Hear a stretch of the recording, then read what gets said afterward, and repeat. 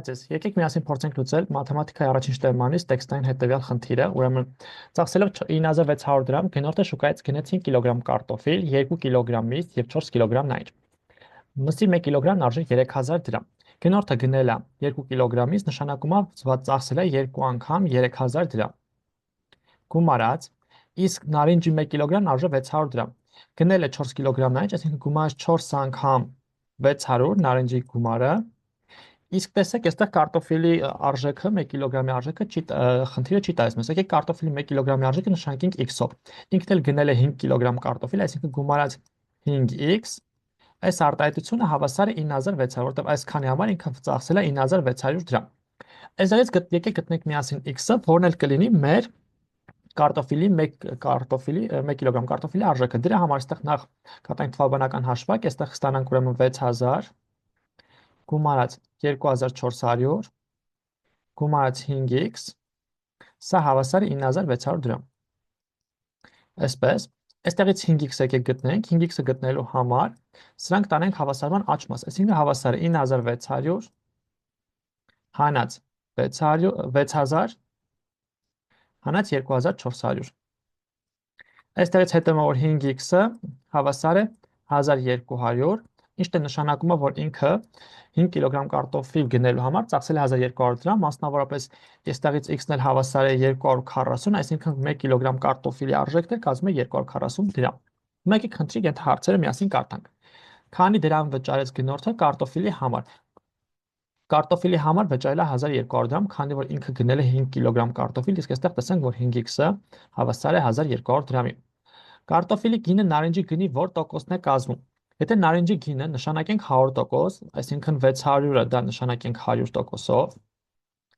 իսկ կարտոֆիլի գինը 2400-ը նշանակենք x%, ապա կստանանք հետևյալը. x-ը հավասար է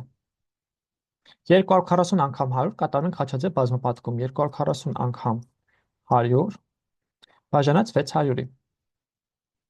Ու այստեղ զրոները կրճատվում են, 24-ն սա հետ կրճատվում է լինում 4, այսինքն 40%։ Հետևաբար, կարտոֆիլի գինը նարնջի գնի 40%-ն է կազմում, այսինքն սա։ Եկեք երրորդը նայենք,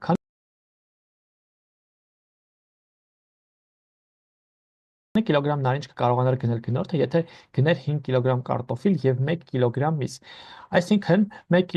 կիլոգրամ փոխան պետք է գներ 1 կիլոգրամ միս։ Իսկ հիշենք, որ 1 կիլոգրամի արժեքը 3000 դրամ էր։ Ըստեյության այս խնդիրը նշանակում է, ասում է 3000 դրամի, եթե դու ունենաս 3000 դրամ ավելցուկ։ Սրանով քանի կիլոգրամ նարինջ կկարողանաս գնել։ Եթե նարինջի արժեքը 1 կիլոգրամի արժեքը 600 դրամ է, նշանակում է 3000-ը կբաժանեմ 600 դրամի, որն է կստանամ 5, այսինքն 5 կիլո ավել կգնամ։ Միջև այդ ես 4 կիլո եմ գնել, չէ, որտեղ խնդրում 4 կիլո ինքը ասում է մեզ, որ դու գնել ես այստեղ։ Եվ եթե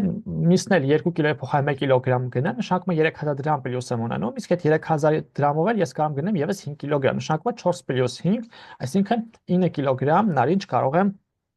ես գնել։ Եվ չորրորդ հարցը եկեք նայենք, որքան գումար կտնտեսի գնորդը, եթե 5 կիլոգրամ կարտոֆիլի համար վճարեր 15% պակաս, իսկ 4 կիլոգրամ նարինջի համար 10% պակաս գումար։ Հիմա տեսեք, 5 կիլոգրամ կարտոֆիլի համար վճարել է 1200 դրամ։ Հիմա 1200 դրամի 15%-ը եկեք հաշվենք միասին։ 1200 15% հաշվելու համար կարանք 1200-ը բազմապատկենք 15 100-ով։ Այստեղ որ մի անգամ ասում եմ 15 100-ով, իրական սա այս ձև էլի լուծվում է։ Ես այստեղ քանի որ տոկոսն է մի անգամ հաշվում,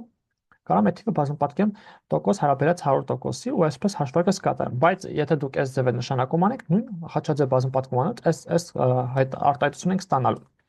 Սա էլ հավասար, այստեղ 2 0 1200 հետ կրճատում ստանում ենք 12 անգամ 15, որն էլ հավասար է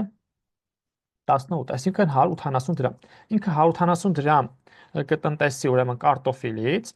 եւ եկեք հասկանանք, թե որքան կտնտեսի ինքը արդեն նարնջից։ Նարինջը ուրեմն 4 կիլոգրամ էր գնել, 1 կիլոգրամի արժեքն է 600 դրամ, այսինքն 2400 դրամ է ծախսում է նարինջի համար։ Այս 2400 դրամն է բազմապատկեմ, այստեղ ասած 10%, 10 100-ով կստանամ 240։ Այսինքն 240 դրամ ինքը տնտեսում է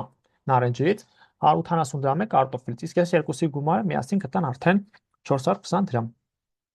Այսինքն սա։ Վերջ ընկերներ, այսքան այս խնդրի հետ կապված, կարծում եմ պարզ եւ հասկանալի, եթե հարցեր կունենաք, մեկնաբանության դաշտում գրեք, սիրով պատրաստ եմ պատասխանել բոլոր հարցերին։ Իսկ մենք հաջորդ վիդեո դարք ընկել հավելի հետաքրքիր խնդիրներ։ Լավ մնացեք, կհանդիպենք։